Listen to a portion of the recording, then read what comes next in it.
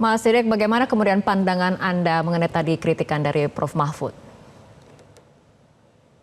Ya, ya, eh, saya tidak bisa banyak berkomentar ya.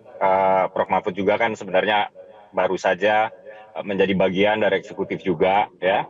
Apakah komentar Prof. Mahfud itu berarti Prof. Mahfud mengetahui apa yang terjadi di dalam ya dalam penegakan hukum, atau apakah Prof. Mahfud eh, berkata seperti itu ya karena memang ada hubungan emosional yang sekiranya sentimennya negatif lah gitu ya semenjak berpisah dari eksekutif.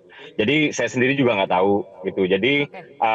saya atau PSI ya tidak mau berkomentar terlalu jauh soal komentar Prof. Mahfud. Tapi begini, kalau misalnya kita berbicara soal penegakan hukum ya, apabila penegakan hukum tersebut ada cacat di dalam proses penggugatannya ya, ditemukan cacatnya di mana, atau Oke. mungkin yang kedua ada cacat dalam proses persidangannya ya, atau salah, atau dua-duanya ya, ada cacatnya di dua-duanya ya, ya bolehlah kita katakan bahwa penegakan hukumnya sudah entah Baik. kropos, entah sudah busuk Oke. ya, boleh. Tapi kan kemudian ini kan proses penggugatannya tidak masalah, proses pengadilannya nggak masalah, kemudian baru dipermasalahkan ketika sudah hasilnya diumumkan.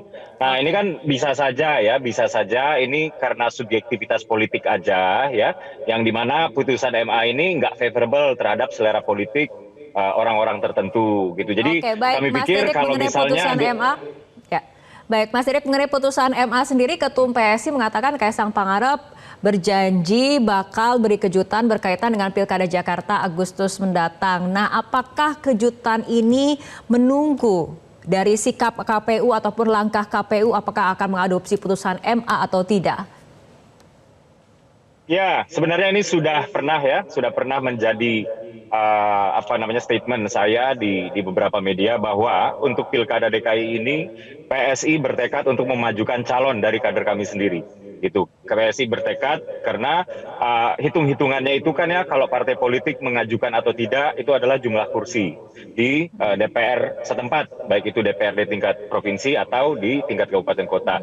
Berhubung PSI memiliki 8 kursi ya, yang dimana 2019 juga kami memiliki 8 kursi, 2024 terulang lagi kami bertahan di 8 kursi, maka kami berhak untuk merasa pantas untuk mengajukan nama kader kami sendiri. Tapi begini, Siapa nama berbicara kader soal yang kejutan, pantas untuk diajukan dalam Pilkada Jakarta, Mas Sidik? ini sedang dijaring nama-namanya Mbak ya. Dan kalau nama kejutannya udah saya kasih tauin, itu bukan kejutan dong namanya. Tungguin aja Oke. kejutannya Ketum ya. PSI salah Tapi satunya, terkait Mas dengan Sidik? Mas Kaisang, ya terkait dengan Mas Kaisang sendiri, apabila ya, yang dimana kami bukan stakeholdernya ya.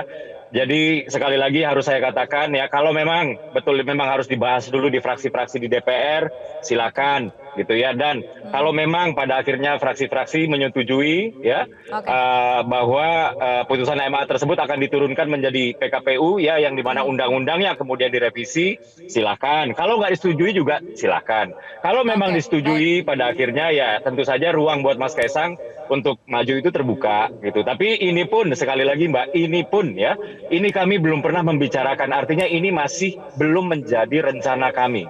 Tapi yang Oke, sudah baik. pasti menjadi rencana kami adalah memajukan kader sendiri di Pilgub DKI Jakarta gitu. Tapi Oke. tentang nama ya saya belum bisa, bahkan memberi kisi-kisi aja belum bisa ya. Baik, Tapi Mas satu Sidik. hal yang pasti, Mas Kaisang belum masuk ke dalam rencana kami untuk maju Pilgub DKI.